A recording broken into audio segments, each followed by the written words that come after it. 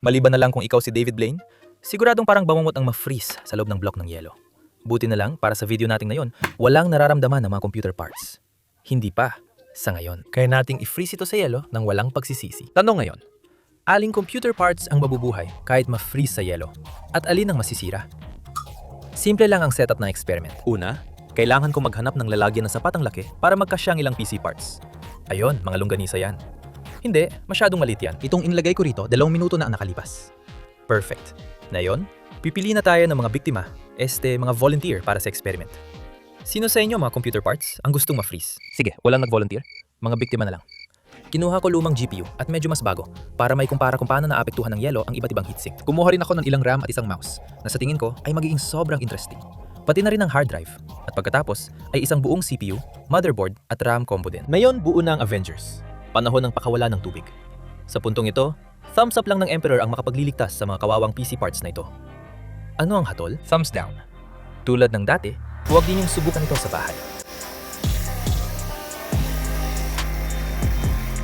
Tingin ko sopas ito. Ngayon, nailubog na sa tubig at nailagay na sa ref ang lahat ng computer components, kailangan lang nating maghintay magdamag para magyelo.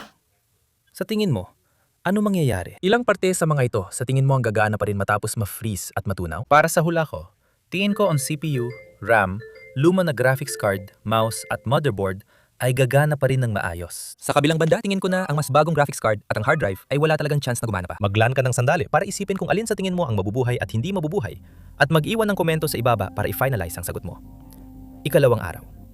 Pagkatapos ng unang gabi nito sa freezer, hindi pa rin tuluyang nagyayelo ang tubig. Makikita mo pa rin ang ilang bula ng hangin sa ilalim. Ikatlong araw.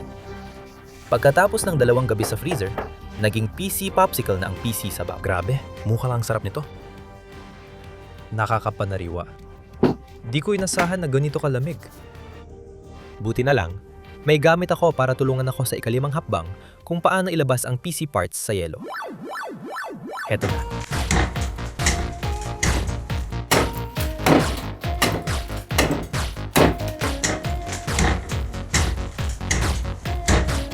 Mas mahirap pala ito kaysa akala ko. Akala ko babasagin ko lang ang yelo, kukulin ang parts at susubukan. Kailangan ko palang hintayin matunaw lahat bago ako makakuha. Ang tagal kong naghintay. Buti na lang, sobrang init kaya hinayaan ko na lang tunawin ng araw ang yelo hanggang matanggal ko ang ilan. Yung RAM, hard drive at luma kong GPU, natanggal ko ng madali. Tingnan mo, heatsink na puno ng yelo, astig diba? Yung natirang bahagi, mas mahirap alisin. Sa huli, natanggal ko rin yung mouse. Natuwa pa ako kasi nagyayelo pa rin ang buttons at nakabaon sa yelo ang cord. Pinaglaruan ko muna sandali. Tapos, nainip na ako kaya hinila ko na lang yung motherboard at naputol ko pa yung isa sa mga heatsink. Nako, hindi maganda yon. Sobrang tigas talaga nito. Kailangan ko pang humingi ng tulong sa aso ko. Pero kahit ganun, hindi pa rin namin natanggal. Naghintay ko hanggang hating gabi bago madaling natanggal ang motherboard. Tapos, itinapon ko ang yelo. Ngayon, ilang araw na ang lumipas at tuyo na ang mga PC parts para subukan. Huling hakbang na ito ng eksperimento. Alin dito ang gagana at alin ang hindi? Oras na para malaman.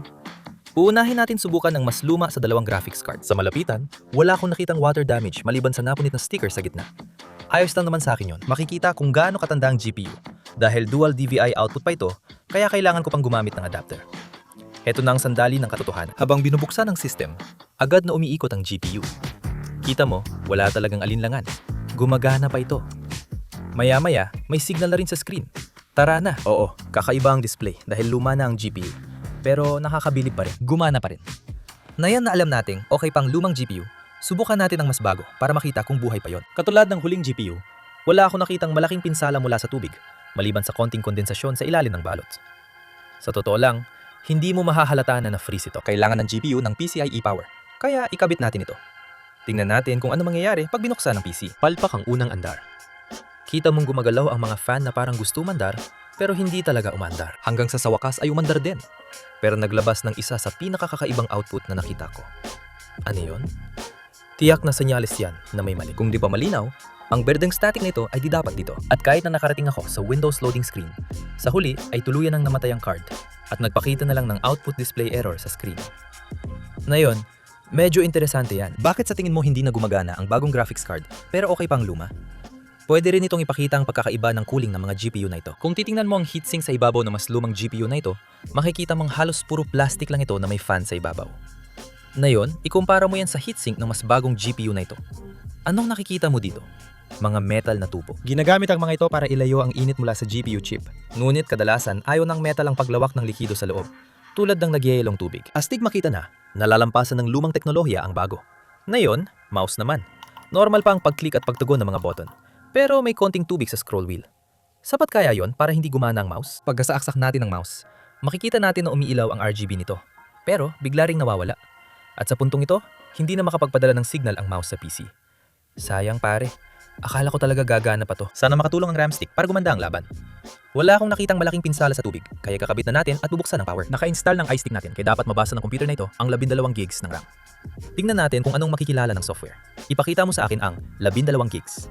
Oo, ayan, makikita mo dito ang 12 gigs ng DDR3. Mukhang nakaligtas din sa yellow ang RAM stick natin. Ibig sabihin, 2 na sa 4 ang gumagana. Oras na para lumipat sa tingin kong pinakamalaking hamon, ang hard drive. Ang hard drive ay kabilang sa ilang bahagi ng computer na may gumagalaw na mechanical na parte. Para gumana ito, kailangan ng tamang espasyo sa pagitan ng mga magnetic disk. Kung hindi, hindi makakabasa ng data ang read head. Parang tsak na masisira ng tubig na lumawak ng magyelo ang masilang ecosystem. Alamin natin, habang binubuksan natin ang system at tinitingnan ng mga file, kita natin na nare-recognize talaga ang hard drive. Malinaw, 1 terabyte ng storage. Akala ko talaga, wala itong kahit anong tsansa na gumana matapos hindi lang mabuhusan ng tubig, kundi nagyelo pa ang tubig sa loob nito. Nagawa ko pang gumawa ng bagong file at folder sa hard drive na ito at tuloy-tuloy lang itong gumana. Aminin ko, akala ko talaga hindi ito gagana. Hindi ko maintindihan kung paano hindi naapektuhan ng nagyelong tubig ang distansya ng mga magnetic disk. Pero dagdag kaalaman na rin, huli pero hindi pa huhuli, ang ating CPU, motherboard at RAM na kombinasyon. Sa unang tingin pa lang, ito na ang may pinakamatinding pinsala dahil sa tubig. Kita mo ang mga natirang residue sa buong board mismo at isa sa mga heatsink ay natanggal nang hindi ako makapaghintay at hinila ko ito palabas ng yelo. Paano kaya nangyayaring gumagana pa rin ito? Sige, alamin natin. Kailangan kong sabihin, marami na akong nagawang computer at sa totoo lang, ito na yata ang isa sa pinakamasamang layout ng motherboard na naranasan ko. Tingnan mo kung nasaan ang mga power slot ng motherboard at CPU. Karaniwan, nasa kanan at itaas ito para madaling isaksak, pero dito, magkasama lang sila sa gitna ng board. Buti na lang, hindi mahirap basta walang case. Dahil walang integrated graphics, kailangan natin ng GPU. Piliin na lang yung gumagana. Kung okay, wag nang galawin. Heto ng huling pagsubok. Gagana pa kaya ang PC matapos i-freeze sa yelo? Habang pinagdurugtong ang power pins, umiikot pa rin ang mga fan. Sa kasamaang palad, kahit gaano tayo maghintay, walang lalabas na signal sa monitor. Hindi ako sigurado kung bakit, pero pakiramdam ko, huling hininga na ng motherboard. Maaring ang residue na yon ang nag-short sa ilang circuit o may ilang capacitor na natanggal dahil sa yelo. Sa huli, mapupunta ito sa hanay ng mga hindi gumagana, kaya 3 bahagi ang nakaligtas at 3 bahagi ang nasira sa yelo. Sana nag-enjoy din kayo tulad ko sa eksperimento. At kung gusto ninyong i-freeze ko pa ang iba pang particular na computer components, ipaalam lang sa akin sa mga komento sa ibaba. Tulad ng dati, ako si Mreister, ang inyong tech tinkerer at magkikita tayo sa susunod.